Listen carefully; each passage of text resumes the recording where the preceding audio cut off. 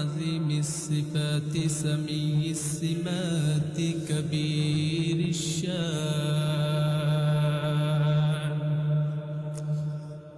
جليل القدر رفيع الذكر مطاع الأمر جلي البرهان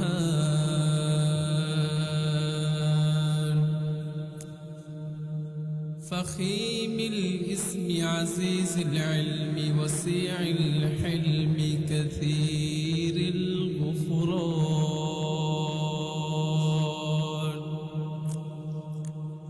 جميل الثناء جزيل العطاء مجيب الدعاء عميم الإحسان سريع الحساب شديد العقاب عليم العذاب عزيز السلطان ونشهد أن لا إله إلا الله وحده لا شريك له في الخلق والأمر ونشهد أن سيدنا وسندنا وحبيبنا وطبيب قلوبنا ومولانا محمدا عبده ورسوله أرسله بالحق بشيرا ونذيرا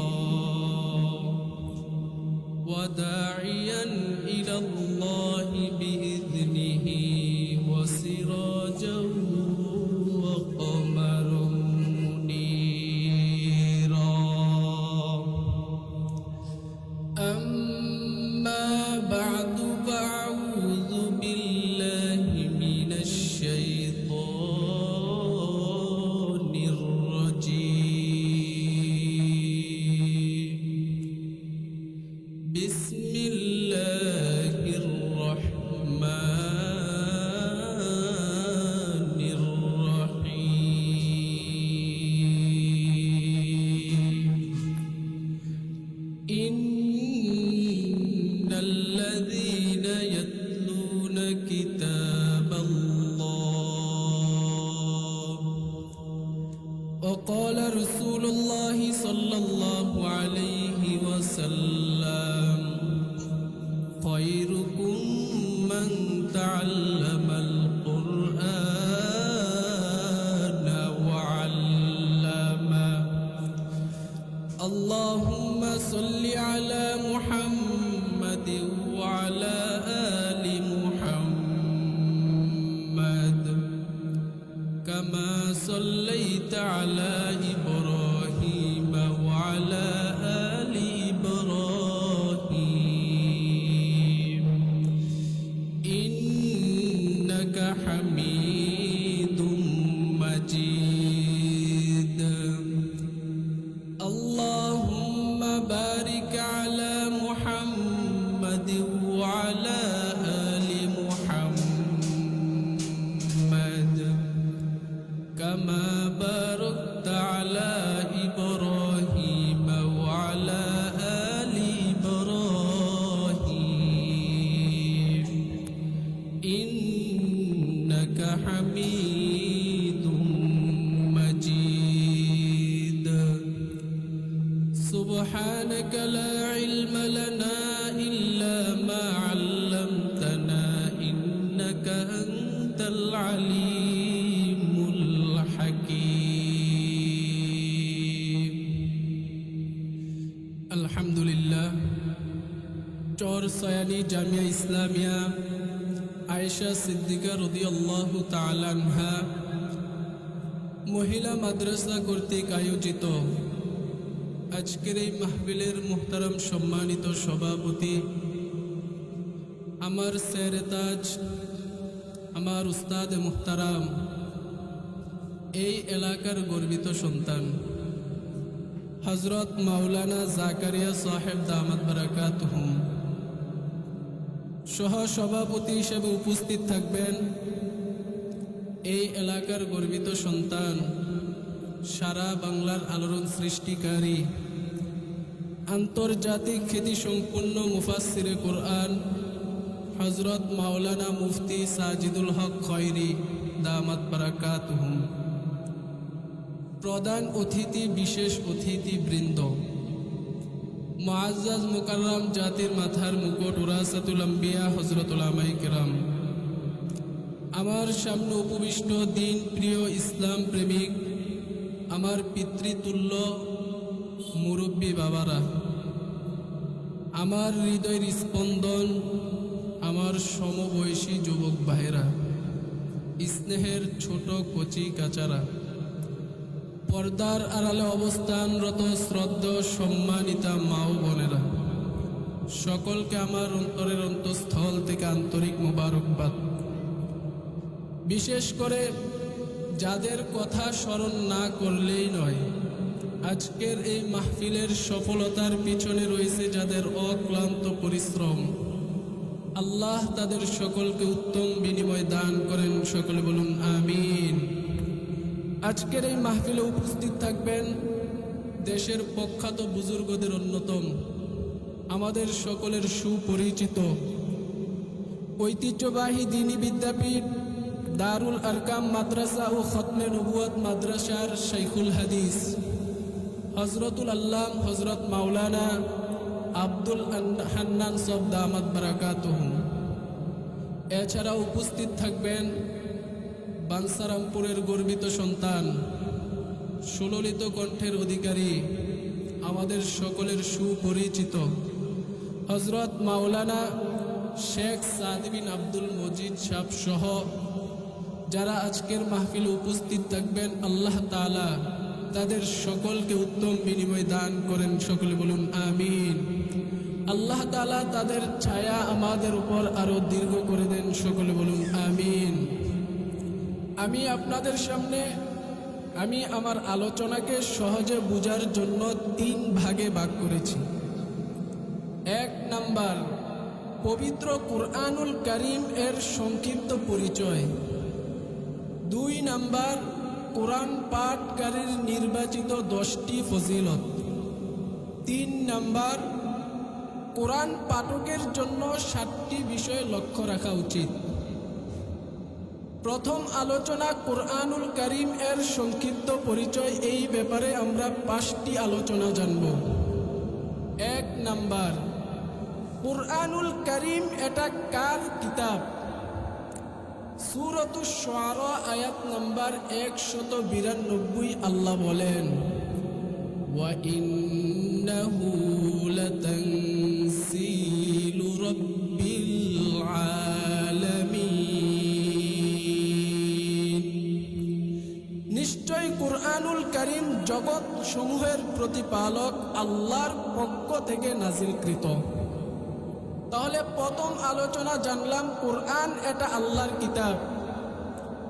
2 number আলোচনা, কার মাধ্যমে আল্লাহ কোরআন নাজিল করলেন? সূরাতুশ শুআরা আয়াত নাম্বার 193 আল্লাহ বলেন, নাযালা বিহির রূহুল আমিন। রূহুল আমিন ফেরেশতা হযরত জিবরাইল আলাইহিস সালাতু ওয়াস সালামের মাধ্যমে আল্লাহ তাআলা কুরআনুল কারীমকে নাজিল করলেন। 3 নাম্বার আলোচনা, কার উপর আল্লাহ কোরআন নাজিল করলেন? সূরাতুশ শুআরা আয়াত নাম্বার 194 আল্লাহ বলেন, আলা কলবিকা লিতাকুনা মিনাল মুনজিরিন। নিশ্চয় কুরআনুল কারীম আল্লাহ তাআলা নবী মুহাম্মদুর রাসূলুল্লাহ সাল্লাল্লাহু আলাইহি ওয়াসাল্লামের উপর অবতীর্ণ করেছেন। কেন করলেন? লিতাকুনা মিনাল মুনজিরিন, যেন রাসূলুল্লাহ সাল্লাল্লাহু আলাইহি ওয়াসাল্লাম এই কুরআনুল কারীমের মাধ্যমে মানুষগুলোকে সতর্ক করে এবং তিনি সতর্ককারীদের অন্তর্ভুক্ত একজন হয়ে যান। কারণ আল্লাহ তাআলা নবী মুহাম্মদুর রাসূলুল্লাহ সাল্লাল্লাহু আলাইহি ওয়াসাল্লামকে এমন একটি সময় দুনিয়াতে পাঠিয়েছেন যেই সময়টাকে ইতিহাসের পাতায় আইয়ামে জাহিলিয়াত বা মূর্খতার যুগ বলা হয়। তাদের মাঝে সাধারণ একটা বিষয়কে কেন্দ্র করে যুদ্ধ, হানাহানি, এমন কোনো অপকর্ম ছিল না যেই কাজে তারা লিপ্ত থাকত না। এই সময় আল্লাহ হযরত মুহাম্মদুর রাসূলুল্লাহ সাল্লাল্লাহু আলাইহি ওয়াসাল্লামকে পবিত্র কুরআনুল কারীম দিয়ে দুনিয়াতে পাঠিয়েছেন। 4 নাম্বার আলোচনা, আল্লাহ তাআলা কোন ভাষায় কুরআনুল কারীমকে নাজিল করলেন। সূরাতুশ শুআরা আয়াত নাম্বার 195 আল্লাহ বলেন, বিলিসানিন আরাবিয়্যিম মুবিন। কুরআনুল কারীম সুস্পষ্ট আরবি ভাষায় আল্লাহ নাজিল করলেন। এবার প্রশ্ন হলো, আল্লাহ তাআলা হযরত জিবরাইল আলাইহিস সালাতু ওয়াস সালামের মাধ্যমে সুস্পষ্ট আরবি ভাষায় নবী মুহাম্মদুর রাসূলুল্লাহ সাল্লাল্লাহু আলাইহি ওয়াসাল্লামের উপর পবিত্র কুরআনুল কারীমকে নাজিল করলেন। এবার প্রশ্ন হলো, এর সংরক্ষণের জিম্মাদার কে হবে? 5 নাম্বার আলোচনা, আল্লাহ বলেন সূরাতুল হিজর আয়াত নাম্বার 9 আল্লাহ বলেন, ইন্না নাহনু নাযালনা যিকরা ওয়া ইন্না লাহু লাহাফিজুন। আল্লাহ বলেন, নিশ্চয় আমি আল্লাহ কুরআন নাজিল করেছি, এই কুরআন সংরক্ষণের জিম্মাদারও আমি আল্লাহ। কারণ কুরআনুল কারীম এক আজীব কিতাব। কেমন কিতাব? সূরাতুল আহজাব আয়াত নাম্বার 72 আল্লাহ বলেন, ইন্না আরাদনাল আমানাতা আলাস সামাওয়াতি ওয়াল আরদি ওয়াল জিবাল ফাআবাইনা আন ইয়াহমিলনাহা ওয়াশফাকনা মিনহা ওয়া হামালাহাল ইনসান। আল্লাহ তাআলা বলেন, নিশ্চয় আমি আল্লাহ কুরআনকে পাহাড়ের কাছে আমানত রাখতে চেয়েছিলাম। কুরআন পাহাড়ের কাছে আমানত রাখতে চেয়েছিলাম, পাহাড় গ্রহণ করে নাই। এই কুরআন আসমানের কাছে অর্পণ করতে চেয়েছিলাম, আসমান সেটাকে গ্রহণ করে নাই। আমি আল্লাহ এই কুরআনকে জমিনের কাছে পেশ করেছিলাম, জমিনও এটা নিতে অস্বীকার করেছে। ওয়া হামালাহাল ইনসান, শেষ পর্যন্ত কুরআন মানুষ গ্রহণ করেছে। শুধু এখানে শেষ নয়, সূরাতুল হাশরের 21 নম্বর আয়াতে আল্লাহ জানিয়ে দেন, লাউ আনজালনা হাযাল কুরআন আলা জাবালিন লারাআইতাহু খাশিআন মুতাসাদ্দিআন মিন খাশিয়াতিল্লাহ। হে নবী, আপনি যদি দেখতেন আমি কুরআনুল কারীমকে যদি পাহাড়ের কাছে পেশ করতাম, এই পাহাড় যদি এটাকে গ্রহণ করতে চাইতো, এই পাহাড়কে আপনি ভীত সন্তুষ্ট অবস্থায় দেখতে পাইতেন, তারা প্রকম্পিত হয়ে যেত। এই জন্য নবীজি সাল্লাল্লাহু আলাইহি ওয়াসাল্লামকে আল্লাহ এই কুরআন দিয়ে নাজিল করে জানিয়ে দিলেন, এই কুরআন আমি আল্লাহ নাজিল করেছি, এর সংরক্ষণের দায়িত্ব আমি আল্লাহ নিয়ে নিলাম। কারণ একটা সময় এমন আসছিল, নবীজিকে জাদুকর বলে আখ্যায়িত করত, আর এই কুরআনুল কারীমকে তারা জাদু মন্ত্র বলে অপপ্রচার চালিয়ে যেত। এবার আল্লাহ তাআলা নবীজিকে সান্ত্বনা দিয়ে জানিয়ে দিলেন, ইয়া রাসূলুল্লাহ, আপনাকে যদি তারা জাদুকর বলে, কুরআনকে যদি জাদু মন্ত্র বলে আখ্যায়িত করে, আমি আল্লাহ তাদেরকে চ্যালেঞ্জ করে দিলাম, তাদেরকে বলো যদি তারা পারে পবিত্র কুরআনুল কারীমের নেই দ্বিতীয় একটি গ্রন্থ নিয়ে আসো। সূরাত বনী ইসরাঈল আয়াত নাম্বার 88 আল্লাহ তাআলা জানিয়ে দেন, লাউ ইজতামাআতিল ইনসু ওয়াল জিন্নু لئن اجتمعت الإنس والجن على أن يأتوا بمثل هذا القرآن যদি দুনিয়ার সমস্ত মানুষ এবং জিন একত্রিত হয় আলা ইয়াতু বিমিসলি হাযাল কুরআন যে তারা কুরআনুল কারীমের অনুরূপ আরেকটি গ্রন্থ নিয়ে আসবে লা ইয়াতুনা বিমিসলিহি কুরআনুল কারীমের অনুরূপ কোন গ্রন্থ তারা নিয়ে আসতে পারবে না ওয়ালাউ কানা বা'দুহুম লিবা'দিন যহিরা যদি কুরআন বানানোর ক্ষেত্রে একে অপরের সহযোগী হয়। এবার আল্লাহ তাআলা জানিয়ে দিলেন পবিত্র কুরআনকে তোমরা পূর্ণ নিয়ে আসো। এই কাজে তারা ব্যর্থ হলো। এবার রব্বুল আলামিন দ্বিতীয় চ্যালেঞ্জ করলেন, যাও পূর্ণ কুরআন বানাইতে বললাম, পারো নাই, পারলে তোমরা 10 আয়াত 10টি সূরা তোমরা বানিয়ে নিয়ে আসো। সূরাতুল হুদ আয়াত নাম্বার 13 আল্লাহ জানিয়ে দেন, আমি ইয়াকুলুনা ইফতারা, ইয়া রাসূলুল্লাহ নাকি তারা আপনাকে এই কথা বলে যে আপনি কুরআনুল কারীমকে রচনা করেছেন।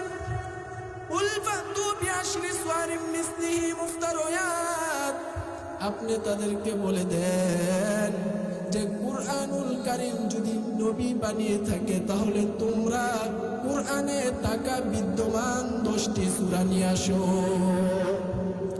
ওয়াদউ মান ইসতাতাতুম মিন দুনিল্লাহি ইন কুনতুম সাদিকিন, আর তোমরা আহ্বান করো তোমাদের সাহায্যকারী যারা ছিল আল্লাহ ব্যতীত, যদি তোমাদের কথায় তোমরা সত্যবাদী হও। এই চ্যালেঞ্জও তারা মোকাবেলা করতে ব্যর্থ হয়েছে। এবার রব্বুল আলামিন জানিয়ে দিলেন, পূর্ণ কোরআন বানাইতে বললাম, পারো নাই। পূর্ণ কোরআন না, শুধুই মাত্র 10টি সূরা নিয়ে আসতে বললাম, এতেও তোমরা ব্যর্থ হলে। এবার শুধুই মাত্র সূরাতুল বাকারার মতো একটি সূরা নিয়ে আসো। সূরাতুল বাকারা আয়াত নাম্বার 23-24 আয়াত আল্লাহ তাআলা জানিয়ে দেন, ওয়া ইন কুনতুম ফি রাইবিম মিম্মা নাযালনা আলা আবদিনা ফাতু বিসূরাতিন মিন মিসলিহি ওয়াদউ শুহাদাআকুম মিন দুনিল্লাহি ইন কুনতুম সাদিকিন।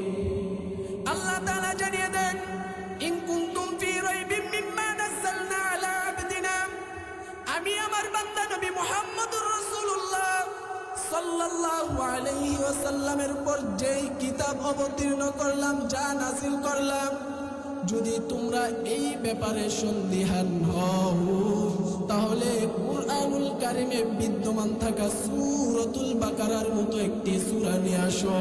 ওয়াদউ শুহাদাআকুম মিন দুনিল্লাহি ইন কুনতুম সাদিকিন, আর যদি তোমরা সত্যবাদী হও তাহলে আল্লাহ তাআলা ব্যতীত তোমাদের সাহায্যকারী যারা আছে তাদেরকে আহ্বান করো। এই চ্যালেঞ্জও তারা ব্যর্থই হয়েছে। এবার আল্লাহ তাআলা তাদেরকে পরামর্শ দিলেন। সূরাতুল বাকারা আয়াত নম্বর 24 আল্লাহ বলেন, ফাইল্লাম তাফআলু ওয়া লান তাফআলু, যেহেতু তোমরা এখন পারো নাই, ভবিষ্যতে তোমরা কুরআনুল কারীমে থাকা কোন সূরার মতো সূরা নিয়ে আসতে পারবে না। ফাত্তাকুন নারাল্লাতী ওয়াকুদুহান নাস ওয়াল হিজারা, সুতরাং তোমরা ওই আগুনকে ভয় করো যার ইন্ধন হবে মানুষ এবং পাথর। ওয়াইদ্দাত লিল কাফিরিন, যা প্রস্তুত করে রাখা হয়েছে কাফেরদের জন্য। তাহলে এই সামান্য আলোচনা থেকে আমরা জানলাম জগৎ সময়ের প্রতিপালক আল্লাহ তাআলা পবিত্র কুরআনুল কারীমকে নবী মুহাম্মদুর রাসূলুল্লাহ সাল্লাল্লাহু আলাইহি ওয়াসাল্লামের উপর হযরত জিবরাইল আলাইহিস সালাতু ওয়াস সালামের মাধ্যমে সুস্পষ্ট আরবি ভাষায় নাযিল করে দিলেন। তাহলে এই ক্ষুদ্র আলোচনা থেকে আমরা জানলাম কুরআনুল কারীম জগৎ সমূহের প্রতিপালক আল্লাহর পক্ষ থেকে নাযিলকৃত। আমার দ্বিতীয় আলোচনা, কোরআন তো আল্লাহ সংরক্ষণ করবেন ওয়াদা করেছেন, তাহলে আমরা পাঠ করলে আমাদের ফজিলত কি হবে, আমাদের ফায়দা কি হবে? সূরাতুল ফাতির আয়াত নাম্বার 29-30 আল্লাহ বলেন, ইন্নাল্লাযীনা ইয়াতলুনা কিতাবাল্লাহ ওয়া আকামুস সালাতা ওয়া আনফাকু মিম্মা রাযাকনাহুম সিররাও ওয়া আলানিয়াতান ইয়ারজুনা তিজারাতান লান তাবুর। এই তেলাওয়াতকৃত আয়াতে আল্লাহ তিনটি ইবাদত তুলে ধরলেন। এক নাম্বার, নিশ্চয় ওই সকল লোক যারা আল্লাহর কিতাব অধ্যয়ন করে, যারা আল্লাহর কিতাব পাঠ করে, শিক্ষা করে, যারা মাদ্রাসায় শিক্ষা দেয়। وَأَقَامُوا الصَّلَاةَ وَأَنفَقُوا مِمَّا رَزَقْنَاهُمْ سِرًّا وَعَلَانِيَةً يَرْجُونَ تِجَارَةً لَّن تَبُورَ। ওই সকল লোক যারা নামাজ প্রতিষ্ঠা করে, নামাজ কায়েম করে, নামাজ পড়ে এবং আমি আল্লাহ যেই রিজিক দিয়েছি ওই রিজিক আল্লাহর রাস্তায় ব্যয় করে, গোপনে এবং প্রকাশ্যে। এর উপকারিতা কি? ইয়ারজুনা তিজারাতান লান তাবুর। আল্লাহ বলেন তারা এমন ব্যবসার আশা করতে পারে যা কখনোই শেষ হবে না, ক্ষতিগ্রস্ত হবে না, নিঃশেষ হবে না। লিওয়াফিয়াহুম উজুরাহুম ওয়া ইয়াজিদাহুম মিন ফাদলি। আল্লাহ তাআলা জানিয়ে দেন যেন আমি আল্লাহ তাদের মর্যাদা বাড়িয়ে দেয় এবং আমি আল্লাহ তাদের উপর যে রিজিক দিয়েছি সেইগুলো আরো বাড়িয়ে দেয়। তাহলে এই আলোচনা থেকে জানলাম আল্লাহ তাআলা পবিত্র কোরআন যারা পাঠ করবে, শিখবে, আল্লাহ তাআলা তাদের অনুগ্রহ বৃদ্ধি করে দিবে। কোরআন পাঠকারীর ফজিলত নাম্বার 2। কোরআন যারা শিক্ষা করে, কোরআন যারা পাঠ করে, শিখে, মাদ্রাসায় যারা পড়ে, শিখায়, আল্লাহ তাদের মর্যাদা বাড়িয়ে দেন। ইবনে মাজাহ হাদিস নাম্বার 218, আন্না নাফি' ইবনে আব্দুল হারিস লাকিয়া উমর ইবনে আল খাত্তাব রাদিয়াল্লাহু তাআলা আনহু বিউসফান। নাফি ইবনে আব্দুল হারিস রাহমাতুল্লাহি আলাইহি উসফান নামক জায়গায় নবীজির জলিলুল কদর সাহাবী হযরত উমর ইবনে আল খাত্তাব রাদিয়াল্লাহু তাআলা আনহুর সাথে সাক্ষাৎ করলেন। وكان عمر استعمله على مكة। হযরত উমর রাদিয়াল্লাহু তাআলা আনহু নাফি ইবনে আব্দুল হারিসকে মক্কার গভর্নর নিয়োগ করলেন। মান ইস্তাখলাফতা আলা আহলিল ওয়াদি। নবীজির জলিলুল কদর সাহাবী হযরত উমর ইবনে আল খাত্তাব রাদিয়াল্লাহু তাআলা আনহু বলেন, গ্রামবাসী বেদুনদের জন্য তুমি কাকে প্রশাসক নিয়োগ করেছ? নাফি ইবনে আব্দুল হারিস বলেন, ইবনে আবসাকে আমি গ্রামবাসী বেদুনদের জন্য প্রশাসক নিয়োগ করেছি। নবীজির সাহাবী হযরত উমর ইবনুল খাত্তাব রাদিয়াল্লাহু তাআলা আনহু জানতে চাইলেন মান ইবনে আবসা, ইবনে আবসাকে। তিনি বললেন, ইবনে আবসা হুয়া মাওয়ালিনা, সে হলো আমাদের একজন আজাদকৃত দাস। নবীজির সাহাবী হযরত উমর ইবনুল খাত্তাব বললেন, মান ইবনে আবসা ফাস্তাখলাফতা আলাইহিম মাওলা, তুমি কেন একজন আজাদকৃত দাস, একজন গোলামকে প্রশাসক নিয়োগ করেছ? নাফি ইবনে আব্দুল হারিস রাহমাতুল্লাহি আলাইহি তখন জবাব দেন, ইন্নাহু কারিউন লিকিতাবিল্লাহ ওয়া আলিমুন বিল ফারাইদ ওয়া কাদির। আরে ইবনে আবসা সাধারণ কোনো লোক নয়, সে 3 গুণে বিশেষজ্ঞ। 1 নাম্বার সে হলো কোরআনের আলেম, 2 নাম্বার সে হলো সমাজের উত্তম ফয়সালাকারী, 3 নাম্বার সে হলো যে মেরাজ দেয়, এই বিষয়ে সে বিশেষজ্ঞ। এবার নবীজির সাহাবী হযরত উমর ইবনুল খাত্তাব রাদিয়াল্লাহু তাআলা আনহু বললেন, আম্মা ইন্নান নবিয়্য সাল্লাল্লাহু আলাইহি ওয়াসাল্লাম ফাকাল। নবীজি সাল্লাল্লাহু আলাইহি ওয়াসাল্লাম বললেন, ইন্নাল্লাহা ইয়ারফাউ বিহাযাল কিতাবি আকওয়ামান ওয়া ইয়াদউ বিহি আখারিন। নিশ্চয়ই আল্লাহ তাআলা এই কোরআনের কারণে কত মানুষকে সর্বোচ্চ স্তরে আসীন দিয়েছেন এবং এই কুরআনুল কারীমের কারণে কতকে আল্লাহ লাঞ্ছিত এবং অপদস্থ করেছে। তাহলে কোরআন যারা শিখবে, পাঠ করবে, তাদের 2 নাম্বার ফজিলত আল্লাহ মর্যাদা বাড়িয়ে দিবে। 3 নাম্বার কোরআন পাঠকারীর ফজিলত, পৃথিবীর মধ্যে কোরআন যারা পাঠ করবে তারা পৃথিবীর শ্রেষ্ঠ মানুষ। জামিউত তিরমিজি হাদিস নাম্বার 2909। নবীজির জলিলুল কদর সাহাবী হযরত আলী ইবনে আবি তালেব রাদিয়াল্লাহু তাআলা আনহুর বর্ণনা, তিনি বলেন, قال رسول الله صلى الله عليه وسلم خيركم من تعلم القرآن وعلمه। নবীজি বললেন, তোমাদের মধ্যে সর্বশ্রেষ্ঠ মানুষ হলো যে কোরআন শিখে এবং অন্যকে কোরআন শিখায়। এই হাদিস থেকে আমরা জানলাম মাদ্রাসার শিক্ষক, মাদ্রাসার শিক্ষার্থী, মহিলা মাদ্রাসার শিক্ষিকা, মহিলা মাদ্রাসার যারা শিক্ষিকা ছিলেন, যারা ছাত্রী আছেন, তারা পৃথিবীর মধ্যে সর্বশ্রেষ্ঠ মানুষ। সুবহানাল্লাহ। 3 নাম্বার কোরআন পাঠকারীর ফজিলত নাম্বার 4, যারা কোরআন পাঠ করে এর প্রতি হরফের বিনিময়ে আল্লাহ 10টি করে নেকি দেন। সুবহানাল্লাহ। জামিউত তিরমিজি হাদিস নাম্বার 2910। নবীজির জলিলুল কদর সাহাবী হযরত আব্দুল্লাহ ইবনে মাসউদ রাদিয়াল্লাহু তাআলা আনহুর বর্ণনা, তিনি বলেন, মান ক্বারা হারফাম মিন কিতাবিল্লাহি ফালাহু বিহি হাসানা। যেই ব্যক্তি কোরআন পাঠ করবে, কোরআন থেকে একটি হরফ পাঠ করবে, ওয়াল হাসানাতু বিআশরি আমসালিহা। নবীজি বললেন, প্রতি হরফের বিনিময়ে আল্লাহ তার আমল নামায় 10টি করে নেকি দেন। সুবহানাল্লাহ। নবীজি বললেন, লা আকুলু আলিফ লাম মিম হারফুন ওয়ালাকিন আলিফুন হারফুন ওয়া লামুন হারফুন ওয়া মিমুন হারফুন।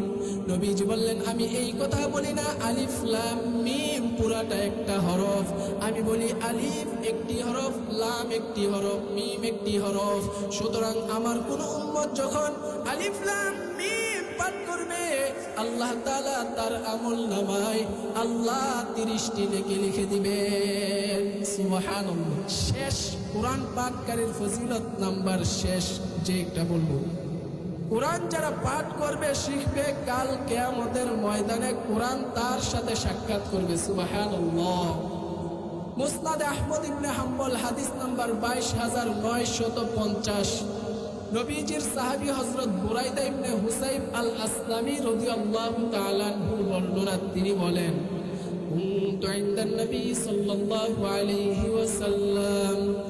বুরাইদা ইবনে হুসাইব আল আসলামী রাদিয়াল্লাহু তাআলা আনহু বলেন, আমি নবীজির কাছে বসা ছিলাম, ফাসামিআতুহু ইয়াকুল, আমি নবীজিকে বলতে শুনলাম, ইন্নাল কুরআনা ইয়ালকি সাহিবাহু ইয়াওমাল কিয়ামাতি হিনা ইয়ানশাক্কু আনহু কাররাজুলিশ শাহিবি। কুরআন কাল কিয়ামতের ময়দানে কুরআনের পাঠকের কাছে এমন ভাবে সাক্ষাৎ করবে যেমন দুর্বলতার কারণে মানুষের রংগুলা পরিবর্তন হয়ে যায়। কাল কিয়ামতের ময়দানের ভয়াবহতা এমন হবে, কেউ কারো পরিচয় নিবে না, কেউ কারো পরিচয় জানতে চাইবে না। এমত অবস্থায় কোরআন যারা পাঠ করেছে, কোরআন যারা শিক্ষা করেছে, কাল কিয়ামতের ময়দানে কোরআন তার সাথে সাক্ষাৎ করবে। সুবহানাল্লাহ। কোরআন বলবে, হাল তারিফুনি, এই তুমি আমাকে চিনো? মা আরাফুকা, তখন আমি আপনি জবাব দিব না, আমি তোমার পরিচয় জানি না। এবার কোরআন আমাদেরকে বলবে, ইন্না আনা সাহিবুকাল কুরআনুল্লাযী আজমাতুকা ফিল হাওয়াজির ওয়াসহারতু লাইলাক। আমি তোমার সাথে ওই কোরআন যে তোমাকে দিবসে পিপাসার্ত রেখেছিলাম এবং রাতের বেলা জাগ্রত রেখেছিলাম। ওয়া ইন্না কুল্লা তাজিরিন মিন ওয়ারাই তিজারাতিহি, প্রতিটি ব্যবসায়ী তারা কোন ব্যবসা দ্বারা লাভ হাসিল করতে চায়। আনতাল ইয়াউম, আজ এমন একটা দিন, মিন ওয়ারাই কুল্লি তিজারাতিন, তুমি তোমার ব্যবসা দ্বারা লাভ হাসিল করবে। সুবহানাল্লাহ। ফায়ুতাল মুলকা বিয়ামিনিহি ওয়াল খুলদা বিশিমালিহি। কুরআনের পাঠকের ডান হাতে আমলনামা দেওয়া হবে, বাদশাহীর বাম হাতে চিরস্থায়ী থাকার পরোয়ানা দেওয়া হবে। ওয়ায়ুযাউ আলা রাসিহি তাজুল ওয়াকার, তার মাথার উপর সম্মানের পোশাক পরিধান করে দেওয়া হবে।